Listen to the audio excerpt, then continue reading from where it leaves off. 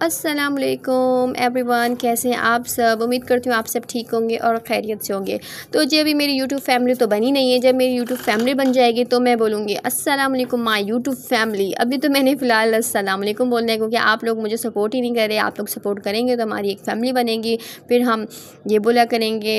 तो जी मैंने अपना मैस सारा समेटा, फिर मैंने बेड वेड सेट किया। व्लॉग हमारा शुरू हो चुका था। आज हमारा व्लॉग सहरी वहरी से शुरू नहीं हुआ। आज हमने सहरी कर ली, सो के उठ गए। दोपहर का टाइम था, मैंने जल्दी जल्दी अपना घर समेटा, क्योंकि आज मुझे अफ्तार पे जाना था अपनी सास के घर। तो अम्मी का फ़ोन आया कि आप लोग यहीं आना, मिलने आ रहे हो तो फिर अफ्तारी भी यहीं कर लेना। तो मैंने कहा जी बिल्कुल ठीक है। काफ़ी टाइम से मैं अपनी अम्मी के घर गई नहीं थी, मतलब मदर इन लॉ के घर।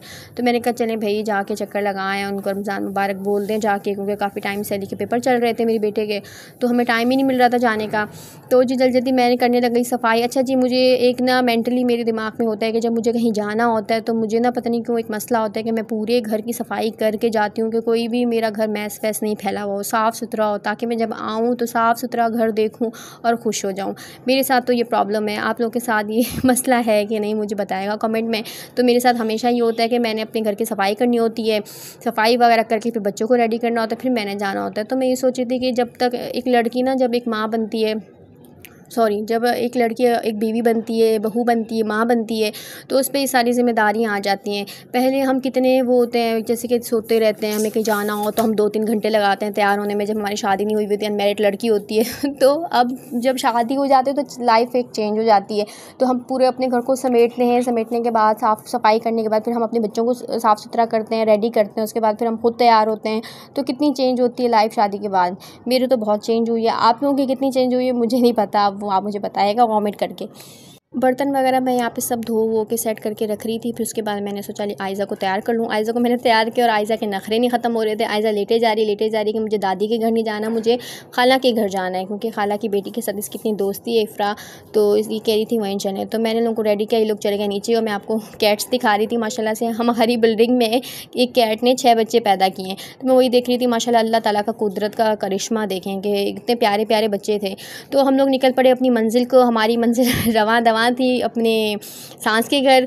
तो माशाल्लाह से काफ़ी टाइम हो गया था हम लोग वहाँ गए नहीं थे। मुझे खुद भी उनकी याद आई हुई थी कि मैं जाऊँ, जाके मिलूँ, क्योंकि अब टाइम स्पेंड करना ना साथ बहुत मुश्किल हो जाता है जब आपके बच्चे स्कूल जाते हैं।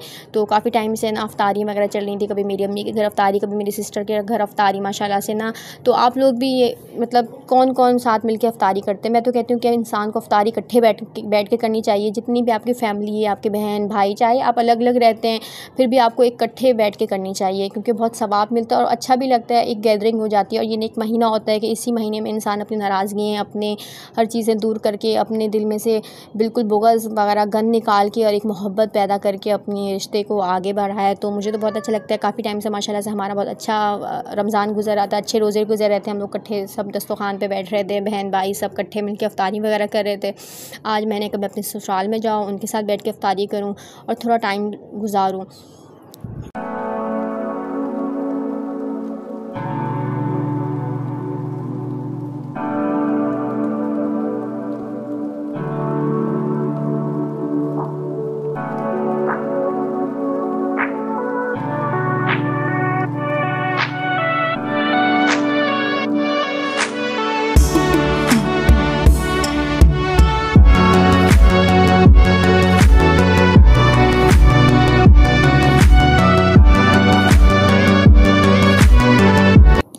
बाहर निकलते हुए मैं ये सोच रही थी कि माशाल्लाह कितना अच्छा मौसम हो रहा है और कितना अच्छा व्यू हो रहा था बाहर का, देखकर बहुत मज़ा भी आ रहा था। एक आउटिंग हो गई थी हमारी बाहर निकल के। माशाल्लाह से हमारा पाकिस्तान भी बहुत खूबसूरत है अगर देखा जाए तो। ये लोग तो हम लोग इतना तवज्जो नहीं देते अपने पाकिस्तान पर, बाहर के मुल्कों में निकल जाते हैं, जाके घूमते हैं फिरते हैं। यार आपका अपना मुल्क भी अच्छा है। तो जी रास्ते पे हम रुक गए एक बेकरी पे। मैंने सोचा यहाँ से हम कुछ समोसे रोल वगैरह ले लेते हैं और बनानास वगैरह फ्रूट्स वगैरह हम लोगों ने ले लिए। बच्चे यहाँ पे बैठे हुए थे तो हम लोग पहुँच गए अफ्तारी पे हम लोग लेट पहुँचे, तो हमारी अफ्तारी खुलने में सिर्फ 10-15 मिनट थे। तो हम लोग ने अफ्तारी दस्तरख़्वान वगैरह लगाए और मैं ज़्यादा शूट नहीं कर पाई। फिर यहाँ से हम लोग अफ्तारी करके निकल गए अपने ससुराल, मतलब मैं अपने फादर इन लॉ से मिलने चली गई। वो वहाँ पे हमें मिले नहीं, तो हम वहाँ चले गए जहाँ वो थे, तो हम उनके पास चले गए। बच्चे भी उनको बहुत याद कर रहे थे अपने दादा अब्बू को, तो हमने सोचा अब जाते हैं दादा अब्बू को मिलते हैं, फिर वहाँ से हम लोग अपने घर आएँगे।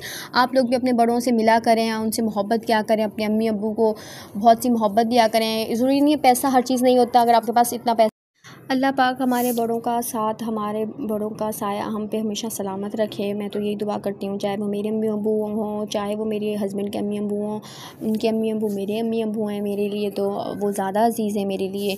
तो जी हम यहाँ आ गए थे और मैं लाइटिंग चेक करी थी। मैं ये सोच रही थी कि इंशाल्लाह जब हमें अल्लाह पाक ने अपना घर दिया तो मैं भी इस तरह की लाइटिंग लगाऊंगी। तो आयशा अपने दादा अबू की गोद में इंजॉय करते हुए यहाँ पे खेल रही थी।